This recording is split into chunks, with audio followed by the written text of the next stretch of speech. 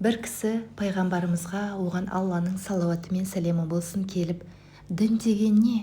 деп сұрағанда, дін көркем мінез деп жауап береді. Әлгі адам айналсоқтап кетпей, бір қойған сауалын бірнеше рет қайталаса да, пайғамбарымыз оған Алланың салауаты мен сәлемі болсын, дін көркем мінез деп жауап берген екен. Хазіретті Мәулана, біліп қойыңыз, әдеп адам тәніндегі рух, әдеп әулиенің көзі мен көңілінің нұры. Егер шайтанның көзін жойғың келсе, көзіңді ашып қара, шайтанды құртатын әдеп. Адам баласында әдеп болмаса, ол шындығында адамдық болмысын жоғалтады. Әдеп адам мен хайуанның арасындағы айырмашылық деген. Ғұлама Ибн Мүбәрак, Алла оны рақымына алсын, барлық ілімдерді білетін адамның әдебінде кемшілік бар болса, оны мен көріспегеніме өкінбеймін. Мұны өзіме зиян деп білмеймін, бірақ әдепті адаммен көрісе алмасам, өкінемін деген екен.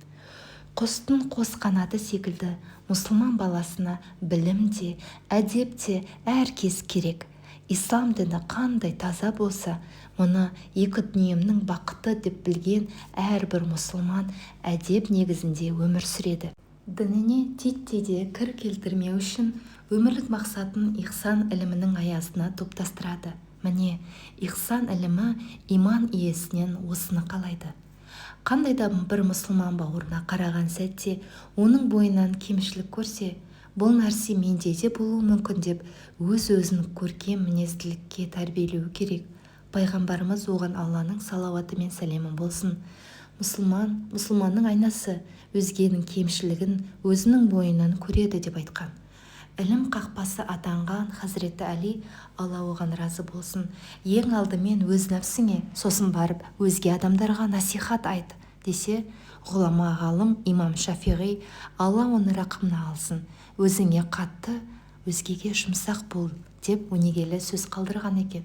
Сахабалар пайғамбарымыздан қандай амал көрсе, оны лезде іске асыруға асығатын. Сондай ардақты сахабаның бірі Әбу Дарда, Алла оған разы болсын, бір күні түнде тұрып, пайғамбарымыз оған Алланың салауаты мен сәлемі болсын секілді, уа Аллам, бейнемді әдемі етіп жаратқаның секілді, мінезімді де көркем ете көр деп таңға дейін дұғасын жалғастырады. Таң атқаннан кейін әйелі, уа Әбу Дарда, бүкіл түнгі дұға мен қажеттіңнің барлығын көркем мінез жайында сұраумен болдың ғой, неге соншама таңға дейін мұндай дұға жасадың деп сұрайды. Сонда Әбу Дарда, уа Умму Дарда, бір мұсылман